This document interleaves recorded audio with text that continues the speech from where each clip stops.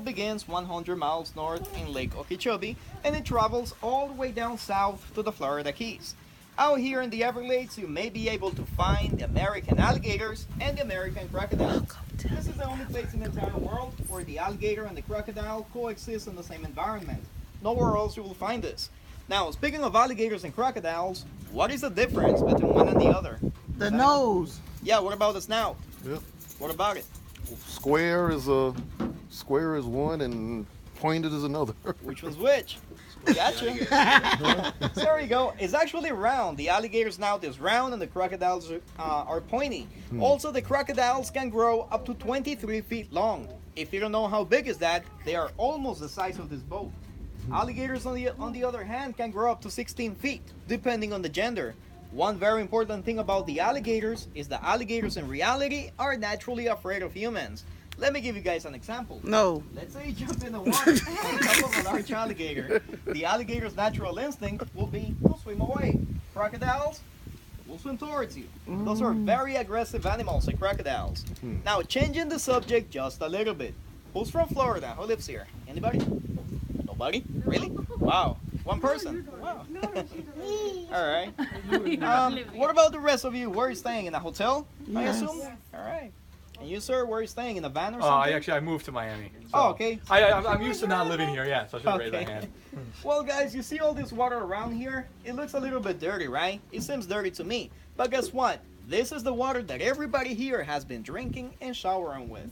That's right, it's all rainwater. It's sweet water. It goes down through the mud, through a rock called limestone, and then it gets filtered into our houses and hotels. Just because I said that, let me clarify something.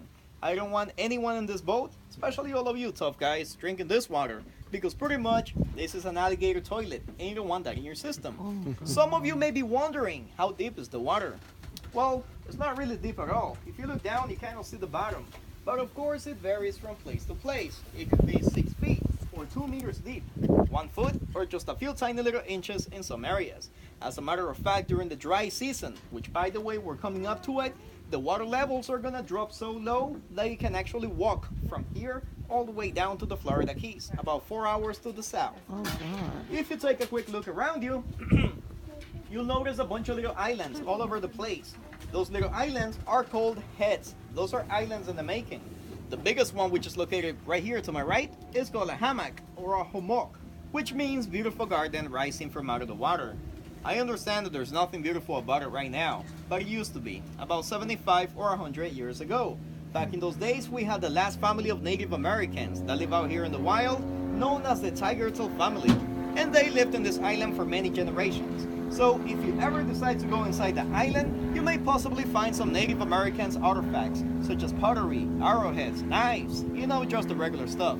But guys, my best advice will be never go into any of the islands 15 or 20 miles west of here by yourself, because you may also find the black bear, the Florida panther, or the puma, raccoons, pythons, and even the most dangerous of all, the coral snake. You guys ever heard of the coral snake? Yes. It's about this big, it's black, yellow, and red, and it can kill an elephant with just one bite. It's very venomous. Now, up to this point, does anyone have any questions about the Everglades?